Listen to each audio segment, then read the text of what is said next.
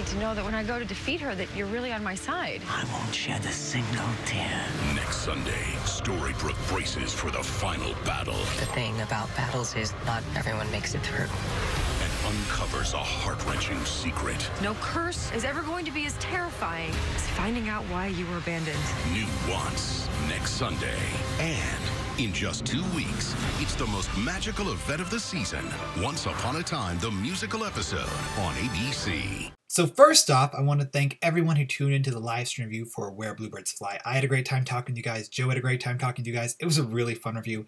Hashtag, what color is that fairy? That was so much fun. We had so many different colors. It was a crazy chat. Very little review, but I think Where Bluebirds Fly, yes, was a good episode, but in terms of what it contributed to the plot overall of Season 6, it's pretty self-contained.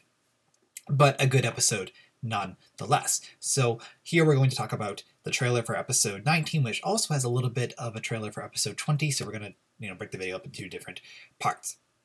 So the first part of it is the Black Fairy versus Emma. The dawn of the final battle is beginning, and Regina says the one thing about battles is not everyone makes it out alive, which is a foreshadow that someone important could die. Now, even if the show isn't renewed for season 7, my guess is that Emma, Hook, Regina will not die. The only other person that I could see possibly dying from this battle is either one of her parents, maybe Belle, but that doesn't make a ton of sense, Zelena, or Rumpelstiltskin being able to get another sacrifice in that will actually stick this time. Those are just my guesses. I really can't say Emma, Regina, or Hook are going to die. I think they're too integral to the plot of Once Upon a Time overall. Even though Charming and Snow, this is really kind of Charming and Snow, this has really been their story, more or less. It's also really Emma's story, but they've been so integral. I think that the way they've been written, they could die. One of them really could die. So we're going to find out why the Black Fairy abandoned Rumpelstiltskin. And I have to say, I don't get why that needs to be expressed in a whole episode. Like, that could be like a minor plot point, or that even could just be a line. She most likely gave him up for power. There's not too much going on. I'm wondering if Malcolm is actually going to be in the episode, because Malcolm is his father, so we should be seeing, how Malcolm and the Black Fairy did meet. But overall, I'm not too interested in seeing exactly why she gave him up and why that's her greatest weakness. Honestly, like I said, I really think she gave him up for power. That's what makes sense here, so I don't get why this is going to be like a big deal here. I think what's a bigger deal here is Gold not teaming up with Emma. Now, from the trailer, it looks like he's going to, but then at the end, he seems very, very hesitant. So I'm really curious, what side will he choose? Will he choose what's right, or will he choose his own blood? Though his mother really isn't the nicest of people, as we've seen, I'm guessing he will pick his family, but not his mother. I'm guessing he's going to pick Gideon and Belle, and possibly Emma on some level, because even though Emma's not technically related to him, he's connected to her enough. They've both been Dark Ones. So I'm curious to see that scene play out where Regina and the Black Fairy go at it. Like, that looks really fun. But overall, I have to say, for what we're going to see here, if the whole reason behind the Black Fairy's backstory, or if the whole plot point of the Black Fairy's backstory is why she gave up Rumpel, I'm going to be a little bored. I would love to see why she became corrupted. And hopefully that'll play out, and it might be tied into the abandonment story. But I would definitely have loved to have seen, I think that should be highlighted a bit more. But Robert Carlyle is a fantastic actor, so whatever he's given, he'll make it good.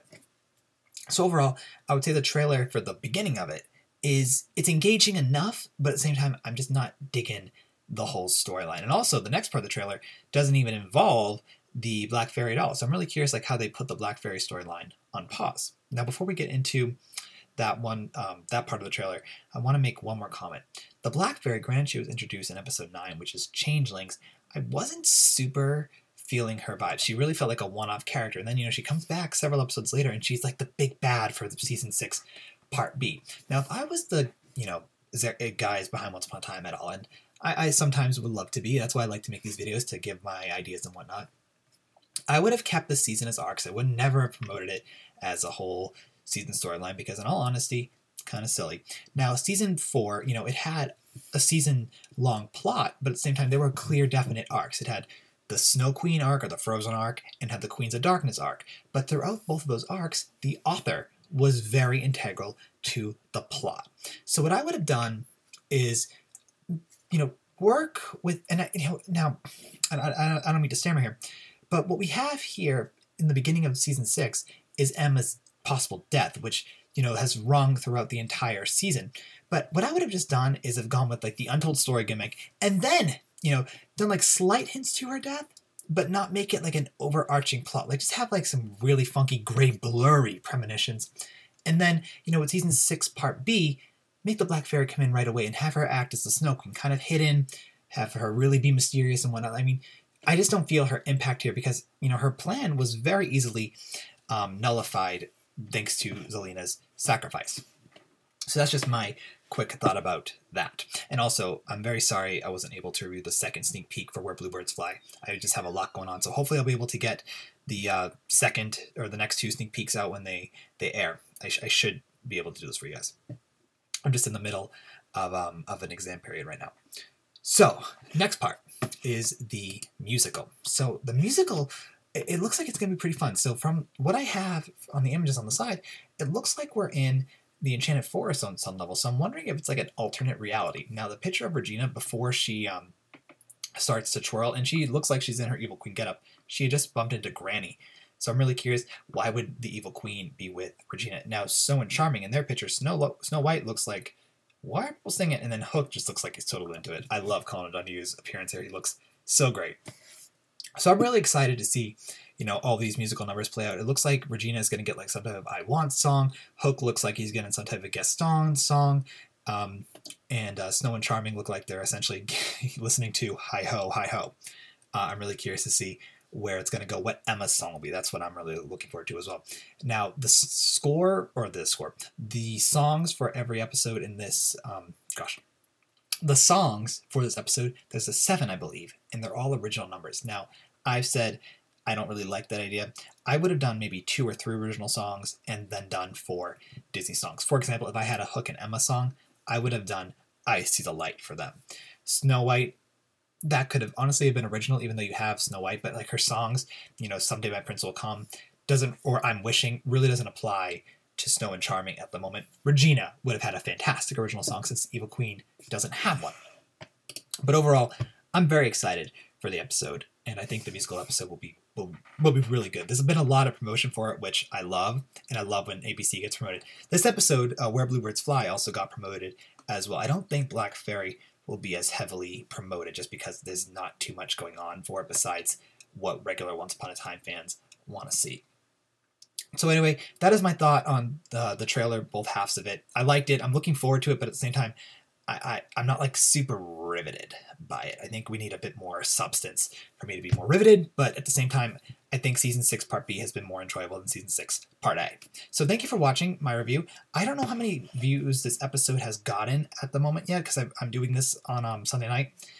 My guess is it's going to be in the 2 millions, and I think it's unfortunate because, Once needs higher ratings, and it's also crazy to me, last thought, by the way, last bit tangent, that only one episode has got over 4 million views this season, which is The Other Shoe, which is so far away. That was in, I think, October. It was episode 3, I believe.